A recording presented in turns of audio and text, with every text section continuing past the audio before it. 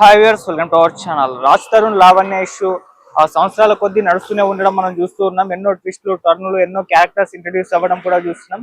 అయితే రీసెంట్ గా ఈ ఇష్యూ మొత్తం తగ్గుముఖం పట్టింది, ఇక కంప్లీట్ అయిపోయింది అనుకునే నేపథ్యంలో మళ్ళీ లావణ్య ఇంటి దగ్గర ఒక హడావిడి స్టార్ట్ అయింది. అంటే రాజ్ తరుణ్ పేరెంట్స్ లావణ్య ఎవరైతే తను ఇంట్లో ఉంటుందో ఆ ఇల్లు రాజ్ తరుణ్ ఇల్లు, ఇది మా ఇల్లు అని చెప్పేసి రాజ్ తరుణ్ పేరెంట్స్ అందరూ కూడా ఇంటి లోపలికి వెళ్ళే ప్రయత్నం చేయగా లావణ్య మాత్రం అదే ఇంట్లో కొన్ని రోజులుగా ఉంటుంది. వాళ్ళిద్దరిని పేరెంట్స్ ని కూడా లోపలికి అలౌ చేయనివ్వలేదు. దాంతో పెద్ద గందరగోళం వాళ్ళ ఇంటి దగ్గర అయితే నెలకొవడం మనం చూసాము. సో అదంతా కూడా ఫుల్ వైరల్ అయిపోయింది. అంటే రాజ్ తరుణ్ ఫాదర్ నడవలేని స్థితిలో ఉన్నారు. అతను బయటే వాళ్ళిద్దరూ కూడా పేరెంట్స్ నిరాహార దీక్ష చేస్తారు.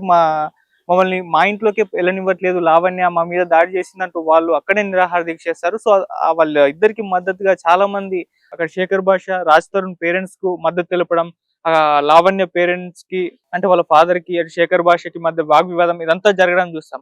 అయితే ఈ రోజున ఒక పరిణామం చోటు చేసుకుంది. లావణ్య నార్సింగి పిఎస్ లో వీళ్ళ రాజ్ తరుణ్ పేరెంట్స్ పైన కంప్లైంట్ చేసినట్టుగా తెలుస్తుంది. అంటే వాళ్ళు మనుషులతో వచ్చి దాడి చేశారు, ఇంట్లోకి వెళ్ళడానికి ప్రయత్నించారు, నాకు న్యాయం చేయాలంటూ కోరారు.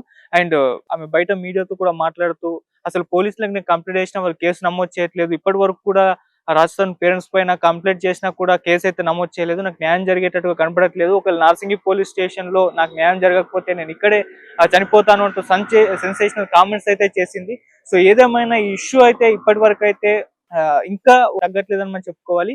అయితే ఇక్కడ విషయం ఏంటంటే రాజ్ తరుణ్ బయట కనబడట్లేదు. అంటే వాళ్ళ పేరెంట్స్ వచ్చి వాళ్ళు నిరాహార దీక్ష చేసిన రాజ్ తరుణ్ బయటకు రాలేదు. అక్కడ శేఖర్ భాష లావణ్యతో ఫైట్ చేస్తున్నాడు, కానీ రాజ్ తరుణ్ మాత్రం బయటకు వచ్చి మాట్లాడడం లేదు. మరి ఎందుకు రాజ్ తరుణ్ ఈ విధంగా బయటకు రావడం లేదు, అసలు వీళ్ళిద్దరి మధ్య ఏంటి ఇష్యూ, ఆ విల్లా ఏదైతే ఉందో దానికి సంబంధించిన ఇష్యూనే అయినా ఆ విల్లా ఎవరి పేరు మీద ఉందా అనేది ఇవన్నీ కూడా కొన్ని క్వశ్చన్స్. సో కోర్టులో ఉంది ఈ ఇష్యూ. సో ఇది తేలిన తర్వాతనే చూద్దాం అన్నట్టుగా లావణ్య బిహేవ్ చేస్తుంది. అంటే వాళ్ళ పేరెంట్స్ ని కూడా ఒరిజినల్ సర్టిఫికేట్స్ ఉన్నాయా చూపించండి అని క్వశ్చన్ అయితే చేస్తుంది. మరి ఒరిజినల్ సర్టిఫికేట్ ఉంటే చూపించచ్చు కదా అని చెప్పేసి కొంతమంది ఇటు రాజ్ తరుణ్ కూడా క్వశ్చన్ చేయడం చూస్తున్నాం. సో రాజ్ తరుణ్ మాత్రం బయట కనబడకపోవడం అయితే విచిత్రంగా ఉంది. అంటే రాజ్ తరుణ్ కు బదులుగా శేఖర్ భాష ఆమెతో ఫైట్ చేస్తున్నారు, వాళ్ళ పేరెంట్స్ రోడ్డు మీద నిలబడి నిరాహార దీక్ష చేస్తున్నారు. సో ఇంత జరుగుతున్నా కూడా రాజ్ తరుణ్ రాకపోవడం చాలా మందికి ఆశ్చర్యాన్ని కలిగిస్తుంది. మరి ఇప్పుడైతే లావణ్య అటు పోలీస్ స్టేషన్ లో నేను చనిపోతాను, నాకు న్యాయం జరగకపోతే అని చెప్పడం, అక్కడే మొత్తం వాళ్ళ రాజ్ తరుణ్ పేరెంట్స్ పైన కూడా కంప్లైంట్ చేయడం, మరి రాజ్ తరుణ్ పేరెంట్స్ పైన కంప్లైంట్ చేసినా కూడా వాళ్ళు కేసు నమోదు చేయట్లేదు అని చెప్పేసి అని అంటుంది.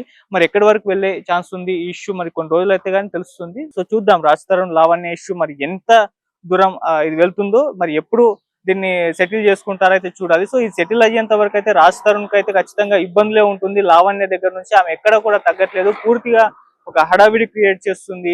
మీడియా దగ్గర కానివ్వండి, లేకుంటే బయట కానివ్వండి, ఇవన్నీ కూడా చూస్తున్నాం. మరి రాజ్ తరుణ్ బయటకు వచ్చి మాట్లాడి దీన్ని సార్ట్ అవుట్ చేసుకోవాలి, లేదు అంటే ఇది ఇలాగే కంటిన్యూ అవుతుందని కూడా చాలా మంది అతనికి అడ్వైస్లు ఇస్తున్నారు.